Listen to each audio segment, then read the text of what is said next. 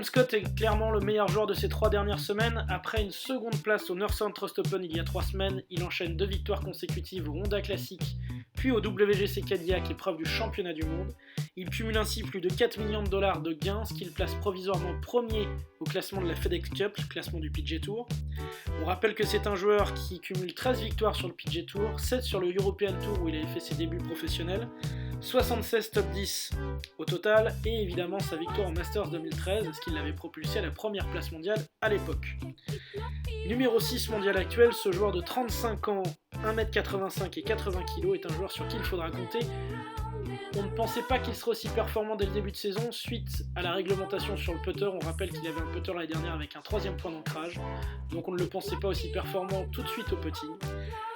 Cependant, il est quand même 11e aussi à la distance au drive, joueur très puissant, premier en statistique meilleur joueur du tee jusqu'au green, et 2e à la moyenne de score avec 69. Donc c'est un swing très pur, envié de la plupart des joueurs professionnels. On va regarder cette technique tout de suite, c'est parti.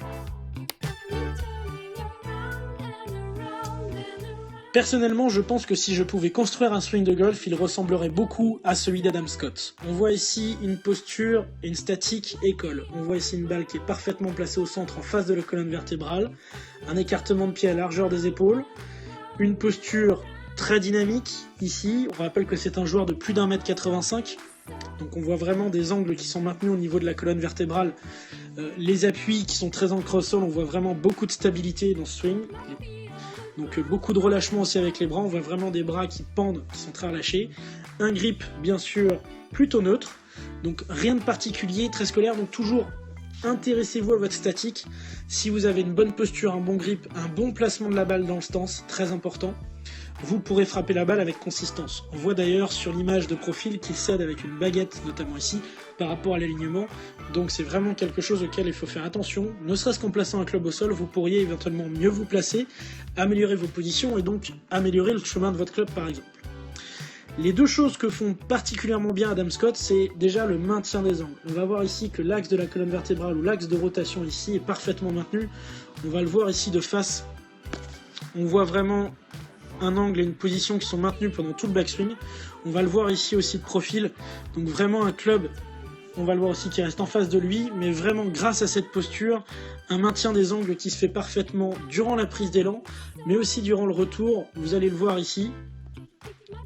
Hop, jusqu'à l'impact, on voit vraiment un angle qui est maintenu, un axe de rotation qui est maintenu et des appuis qui sont très ancrés au sol. Donc ça, je le dis généralement pour l'ensemble des joueurs, mais c'est vrai que chez lui c'est très marqué. On voit vraiment des angles qui sont parfaitement maintenus. C'est un appui qui est très très fort aussi sur les jambes. Donc c'est ce qui lui permet vraiment d'avoir un contact solide, une direction solide et de contrôler ses trajectoires. Deuxième chose qu'il fait extrêmement bien, c'est la relation entre les mains et la poitrine. Alors là, on va revenir sur l'image de face. On va se rendre compte ici à l'adresse que les mains sont face à la poitrine. Dans la prise d'élan, on voit les mains qui sont toujours face à la poitrine. On continue la prise d'élan, on voit toujours des mains qui sont face à la poitrine ici. Au sommet de la prise d'élan, pareil, on voit toujours des mains qui sont face à la poitrine. Donc on voit vraiment qu'en fait, dans l'ensemble, il y a une connexion, une relation entre l'action des bras et l'action du corps. Ça, c'est très important. Dans l'action retour, on va voir la même chose, c'est-à-dire qu'au retour, on va voir ici vraiment, sans lancer le club, sans projeter le club, on voit toujours des mains qui sont face à la poitrine, et on va le voir ici notamment plus clairement, quand le club arrive dans la zone de frappe, on voit très bien que les mains sont toujours face au sternum, à l'impact également, ici, et au retour également dans la traversée aussi ici.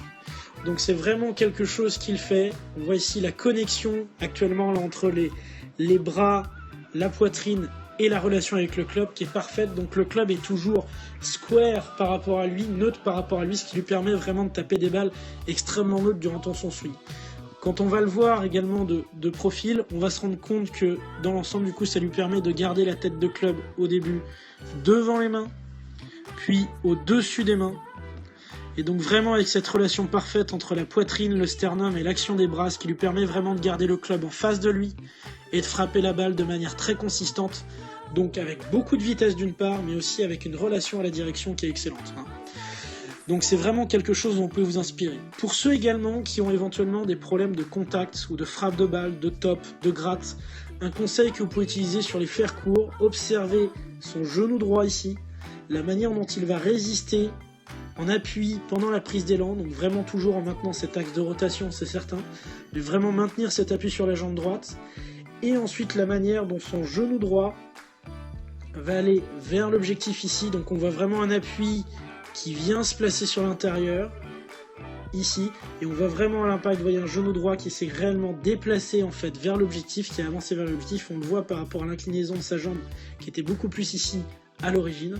Donc là c'est vraiment un point très important pour permettre d'avoir une position à l'impact où les mains sont légèrement devant la balle, devant la tête de club à l'impact, qui vous permettra de compresser la balle, de mettre de l'effet rétro, d'arrêter une balle ou tout du moins de la lever et d'éviter les tops et les grattes. Donc travailler là-dessus, ça c'est très important. On voit trop de joueurs amateurs qui restent en appui trop longtemps sur la jambe droite, qui se projettent en arrière et qui ne peuvent pas compresser la balle, notamment avec les sandwich, les clubs courts, etc.